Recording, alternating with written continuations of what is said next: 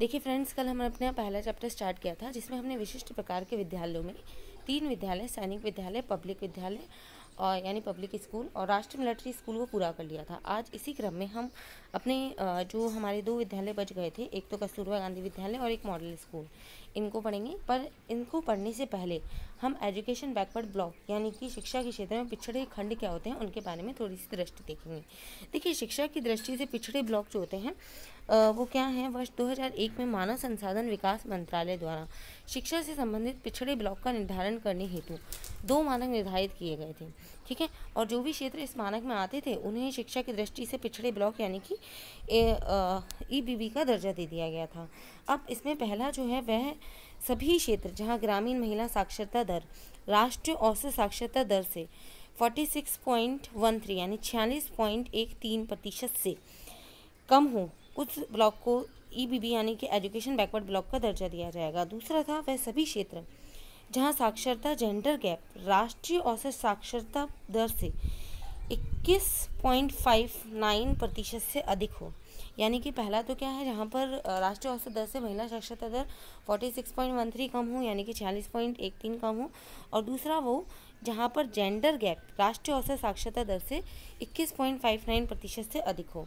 ठीक है, gender gap का मतलब आप समझ रहे होंगे कि स्त्री और पुरुषों का औसत गैप। ठीक है, अब एक नोट आप यहाँ देखें, 1 अप्रैल 2018 को मानव संसाधन विकास मंत्रालय द्वारा कस्तूरबा गांधी आवासीय विद्यालय स्थापित करने हेतु शिक्षा से संबंधित पिछड़े ब्लॉक का निर्धारण करने हेतु 2 नए मानक निर्धारित किए गए। यानी कि 1 अप्रैल 2008 को नए मानक निर्धारित किए गए। वो नए मानक क्या है देखिए इन मानकों में पहला मानक आपको देखना ये है कि वह सभी क्षेत्र या ब्लॉक जहां ग्रामीण महिला साक्षरता दर 30% से कम है, वह सभी शहरी क्षेत्र जहां महिला साक्षरता दर, दूसरा ये था वह सभी शहरी महिला साक्षरता दर वह सभी क्षेत्र जहां शहरी महिला साक्षरता दर 53.67% से कम हो। यानी कहने का मतलब देखिए 3 बातें चल रही हैं। हमने जो पहले बात निर्धारित की थी 2001 में जो मानक निर्धारित हुए थे वहाँ पर 2 चीज़ें थी, और राष्ट्रीय साक्षरता दर का 46.13% कम हो, जेंडर गैप 21.53 से अधिक हो। ठीक है, यहाँ पर क्या था, महिला साक्षरता दर जो होती है 30% से कम हो, और शहरी क्षेत्र में वह जहाँ पर महिला साक्षरता दर 53.67% से भी कम है, उन सभी को EBB में शामिल कर दिया गया। अब इसमें भी एक नोट है, देखिए मानव संसाधन विकास मंत्रालय के द्वारा तय किए गए मानकों के आधार पर भारत के सिक्किम तथा गोवा राज्य को छोड़कर शेष 26 राज्यों एवं एक केंद्र शासित प्रदेश दादर नागर हवेली में कुल 3,479 ब्लॉक शिक्षा की दृष्टि से पिछड़े ब्लॉक में शामिल किए गए। अब देखिए डेटा हमें थोड़ा सा ध्यान होना चाहिए, क्योंकि कई बार क्या होता है हमारे क्वेश्चंस जो होते हैं उनमें डेटा ज़्यादा पूछा जाता है। तो 3,479 ये ब्लॉक डेटा है ना, जिनमें से राजस्थान के 31 जिले शामिल किए गए हैं। यानी राजस्थान के 33 जिलों में से 31 जिलों को शामिल किया गया है। ठीक है, जिनमें से राजस्थान के सीकर व झुंझुनू को छोड़ दिया गया है ना। और यानी कि आप देख सकते हैं सीकर और झुंझुनू जो होती है वहाँ पर महिला शिक्षा की दर जो है यानी कि बहुत अच्छी है, इसीलिए उनको EBB में शामिल नहीं किया गया है। अब कुल 186 ब्लॉक को शिक्षा की दृष्टि से पिछड़े ब्लॉक में शामिल किया गया है। ठीक है, वर्तमान में राजस्थान में 200 ब्लॉक हैं, 146 + 14 200 हैं। अब कस्तूरबा गांधी विद्यालय की हम बात करते हैं, है ना। देखिए शुभारंभ, कस्तूरबा गांधी विद्यालय का शुभारंभ 2004-2005 में किया गया था। सर्व शिक्षा में अभियान में इसका विलय यानी SSC में इसका विलय कब किया गया, 1 अप्रैल 2007 को इसका विलय किया गया। इसका उद्देश्य क्या था, देखिए इसका मेन उद्देश्य शिक्षा की दृष्टि से पिछड़े ब्लॉक्स में वह सभी बालिकाएं जो शिक्षा की मुख्य धारा से दूर हो चुकी हैं। देखिए शिक्षा की 2 धाराएं होती हैं, एक तो मुख्य धारा होती है और एक उच्च धारा होती है। मुख्य धारा वो धारा होती है जिसमें 1 से 5 और 6 से 8 तक की कक्षा की शिक्षा को शामिल किया जाता है, यानी 1 से लेकर 8 तक की शिक्षा बोल सकते हैं आप। ठीक है, और उच्च धारा की शिक्षा होती है 9 से लेकर 12 तक की शिक्षा। ठीक है, उन्हें पुनः उच्च प्राथमिक स्तर की शिक्षा उपलब्ध कराई जाए, ये इसका उद्देश्य था। ठीक है, अभी इसके ऊपर क्वेश्चन भी आया हुआ है, जिन्होंने 2020 का पेपर दिया था और C ग्रुप के पेपर में वो लोग थे, उन्होंने इसका क्वेश्चन देखा होगा। लास्ट में हम इसका क्वेश्चन डिस्कस करेंगे, और इस वीडियो में मैं आज आपके लिए 2 क्वेश्चन भी पूछूंगी लास्ट में, तो आप पूरा वीडियो एंड तक देखें ताकि आप लास्ट के क्वेश्चन का जवाब दे पाएँ। कस्तूरबा गांधी विद्यालयों की विशेषताएँ, ये विद्यालय आवासीय प्रकृति के विद्यालय हैं। इन विद्यालयों में अनुसूचित जाति और जनजाति ओबीसी बीपीएल परिवारों के लिए 75% आरक्षण की व्यवस्था की गई। अच्छा देखिए, कल हमने सैनिक स्कूल पढ़े थे और राष्ट्रीय मिलिट्री स्कूल पढ़े थे। वहाँ पर भी हमने किसकी बात करी थी? आरक्षण की बात करी थी। सैनिक स्कूल में आपको याद होगा मैंने बताया था, जहाँ जिस राज्य में सैनिक स्कूल है वहाँ के बच्चों के लिए 67% जो सीटें होती हैं वो आरक्षित कर दी जाती हैं। जबकि जो राष्ट्रीय मिलिट्री स्कूल थे उसमें मैंने आपको बताया था 70% सीटें जो होती हैं वो किसके लिए आरक्षित कर दी जाती हैं? 70% सीटें आरक्षित कर दी जाती हैं उनके लिए, ठीक है, रक्षा कर्मचारियों के बच्चों के लिए, और 30% जो होती है सामान्य नागरिकों के लिए होती है। यहाँ पर क्या है, यहाँ पर जो है वो ये है कि ओबीसी तथा बीपीएल परिवारों के लिए 75% सीटें आरक्षित की जाती हैं। प्रारंभ में विद्यालय केवल उच्च प्राथमिक स्तर की शिक्षा उपलब्ध करवाया कार्य करते थे, किंतु सर्व शिक्षा अभियान के समग्र शिक्षा अभियान में विलय हो जाने के पश्चात इन विद्यालयों में कक्षा 12 तक शिक्षा उपलब्ध करवाई जा रही है। अब आपको पता है कि 2018 में एक अमेंडमेंट किया गया जिसमें एसएसए और समसा यानी कि सर्व शिक्षा अभियान और समसा, ठीक है, को आपको यानी कि सर्व माध्यमिक शिक्षा अधिकार जो अभियान जो था, ठीक है, उसको मिलाकर जो थी एक अभियान बना दिया गया, ठीक है। और इस सर्व शिक्षा अभियान को समग्र शिक्षा अभियान में चालू कर दिया गया। समग्र शिक्षा अभियान यानी जिसमें 1 से 12 तक की शिक्षा की बात की जाएगी। तो पहले तो ये विद्यालय केवल उच्च प्राथमिक शिक्षा के लिए हुआ करते थे, लेकिन अब ये विद्यालय जो हैं वो कक्षा 12 तक की शिक्षा के लिए उपलब्ध कराए जाते हैं। इन विद्यालयों में अध्ययनरत बालिकाओं को 750 रुपये प्रति माह अनुरक्षण भत्ता दिया जाता है। यानी कि देखिए, पढ़ाया तो जाता ही है, साथ में उन बालिकाओं को 750 रुपये अनुरक्षण भत्ता भी दिया जाता है। अब इन विद्यालयों को 3 स्तर पर तय किया गया है। पहला है मॉडल फर्स्ट। इस क्षेत्र में 100-150 यानी 100/150 बालिकाओं को रखने तथा उन्हें शिक्षण करवाए जाने की व्यवस्था की जाती है। यानी पहला जो है वो हमारा मॉडल फर्स्ट है। देखिए 3 मॉडल हैं इसमें, model first, model second, model third. Model first में 100 से लेकर 150 तक की बालिकाओं को रखा जाता है, उन्हें शिक्षण सुविधा उपलब्ध कराए जाने की व्यवस्था कराई जाती है। अब मॉडल सेकंड, इस श्रेणी में 50 बालिकाओं को आवासीय सुविधाओं के साथ साथ शिक्षण सुविधाएं भी उपलब्ध करवाई जाती हैं तथा राजस्थान में इस प्रकार की श्रेणी का कोई विद्यालय संचालित नहीं है। ये बात आप ध्यान रखिएगा कि राजस्थान में मॉडल फर्स्ट, सेकंड, थर्ड में से मॉडल सेकंड प्रकार का कोई भी विद्यालय संचालित नहीं है, ठीक है। अब नेक्स्ट अगर हम देखते हैं तो आप देख सकते हैं नेक्स्ट में कि थर्ड मॉडल में इस श्रेणी में 50 से 100 बालिकाओं को आवासीय सुविधाएं उपलब्ध कराई जाती हैं, किंतु उन्हें शिक्षण सुविधा पास के किसी विद्यालय में उपलब्ध कराई जाती है। देखिए सबसे पहला जो था 100 से 150 था, जिसमें मॉडल फर्स्ट में 100 से 150 बालिकाएं हैं, इनको आवासीय सुविधा उपलब्ध कराई जाती है और शिक्षण सुविधाओं की व्यवस्था कराई जाती है।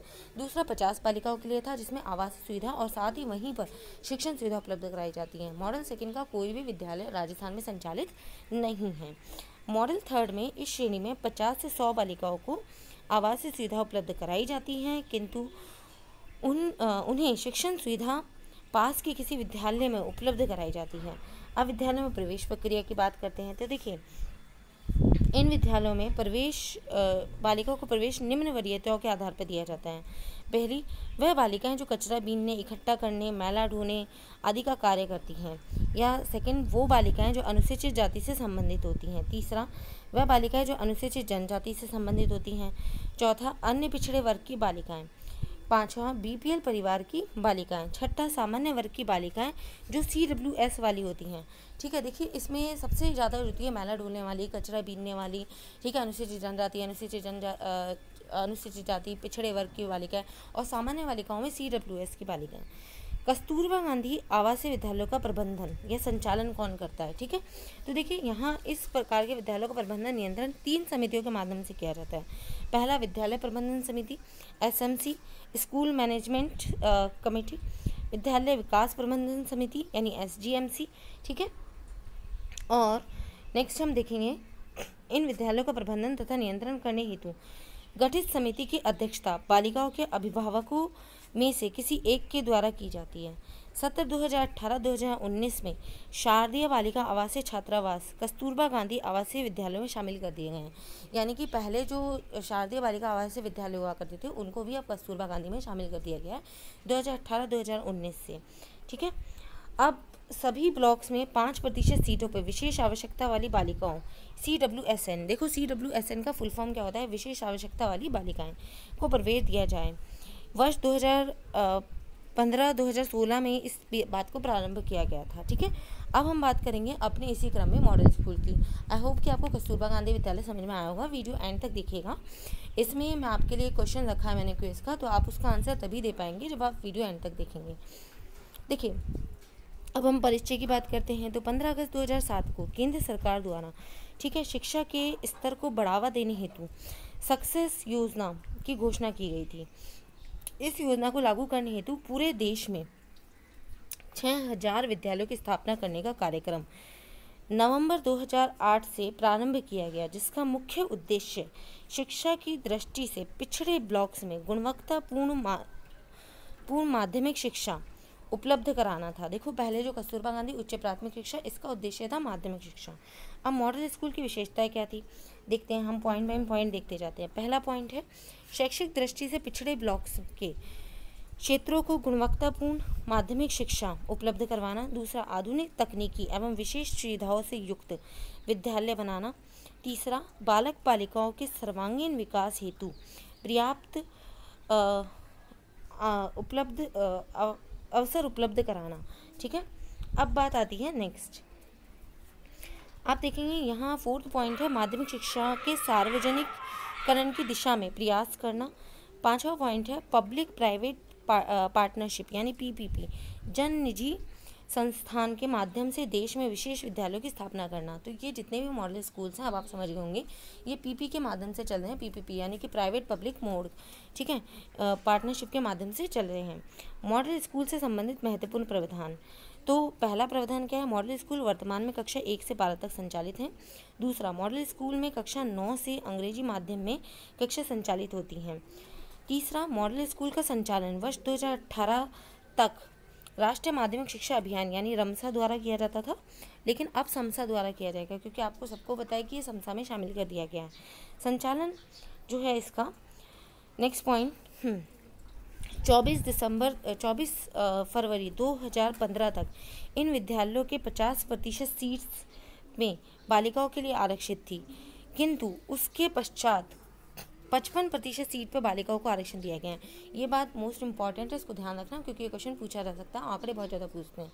तो 24 फरवरी 2015 तक तो 50% सीटें बालिकाओं के लिए आरक्षित थी मॉडल स्कूल में, लेकिन उसके बाद से 55% सीटें इसके लिए आरक्षित कर दी गई हैं। ठीक है, अब मॉडल स्कूल में आरक्षण की व्यवस्था कैसी होती है, देखिए 50% सीट अनारक्षित होती हैं, ठीक है, यानी कोई भी वर्ग आ सकता है, सामान्य वर्ग वगैरह। 16% सीट जो होती हैं अनुसूचित जनजाति के लिए होती हैं, ठीक है। 16% सीट अनुसूचित जाति के लिए थी और 12% सीट अनुसूचित जनजाति के लिए हैं। 21% सीट OBC के लिए हैं और 1% सीट को SBC यानी कि विशेष पिछड़ा वर्ग जो होता है उसके लिए रखी गई है। ठीक है, अब हम देखते हैं आगे। तो देखिए, मॉडल स्कूल में प्रवेश की प्रक्रिया क्या है, कैसे प्रवेश मिलेगा। तो मॉडल स्कूल में प्रवेश किसी प्रवेश परीक्षा के माध्यम से नहीं दिया जाता है, बल्कि एक ब्लॉक लेवल पर समिति का गठन किया जाता है और वह समिति निम्न वरीयताओं के आधार पर प्रवेश देती है। प्रथम वरीयता, संबंधित ब्लॉक के विधवा HIV पीड़ित वर्ग के अभिभावकों के बच्चों को। दूसरा वरीयता, संबंधित ब्लॉक के विकलांग बच्चे। तीसरी वरीयता, BPL परिवारों के अनुसूचित जाति जनजाति अन्य पिछड़ा वर्ग के बच्चे। चौथी वरीयता, BPL परिवारों के सामान्य वर्ग के बच्चे। पांचवी वरीयता, गैर BPL परिवारों के SC ST OBC वर्ग के बच्चे। छठी वरीयता होती है गैर BPL परिवारों के सामान्य वर्ग के बच्चे, जिन्हें लॉटरी के आधार पर प्रवेश दिया जाता है। ठीक है, अब आता है नोट। मॉडल स्कूल में कक्षा 9 तथा 12 में क्रमशः कक्षा 8 व कक्षा 10 के अंकों के आधार पर प्रवेश दिया जाएगा, जिनमें से कम 40% अंक लाना अनिवार्य होता है। ठीक है, अभी कस्तूरबा गांधी में अंकों के आधार पर नहीं था, है ना। अब नोट है, वर्तमान में राजस्थान में मॉडल स्कूल को स्वामी विवेकानंद राजकीय माध्यमिक स्कूल के नाम से जाना जाता है। ठीक है, लेकिन अब उसका नाम बदल के क्या कर दिया गया, अभी उसका नाम नहीं बदला गया है ना, स्वामी विवेकानंद के नाम से ही जाना जाता है। अच्छा, तो मित्रों, आपने वीडियो सुना होगा। सबसे पहली बात, इसको लाइक शेयर करें, क्योंकि इससे मेरा इंस्पिरेशन बढ़ता है और ये आपके अधिक से अधिक फ्रेंड्स के पास पहुंच पाएँ, ताकि लॉकडाउन में बैठे बैठे उनका रिवीजन हो पाए। अब आज का क्वेश्चन आप सुनेंगे। ठीक है, पहला क्वेश्चन ये है कि कस्तूरबा गांधी विद्यालयों की स्थापना कब की गई थी। आपके सामने 4 ऑप्शन हैं, 2004-2005 में, 2005-2006 में, 2008 में या 2007 में, ठीक है। अच्छा, अब आपका दूसरा क्वेश्चन ये है कि कस्तूरबा गांधी विद्यालयों में शिक्षा दी जाती है प्राथमिक, उच्च प्राथमिक शिक्षा, प्रारंभिक शिक्षा, प्राथमिक शिक्षा या प्राथमिक व माध्यमिक यानी 1 से लेकर 12 तक की शिक्षा।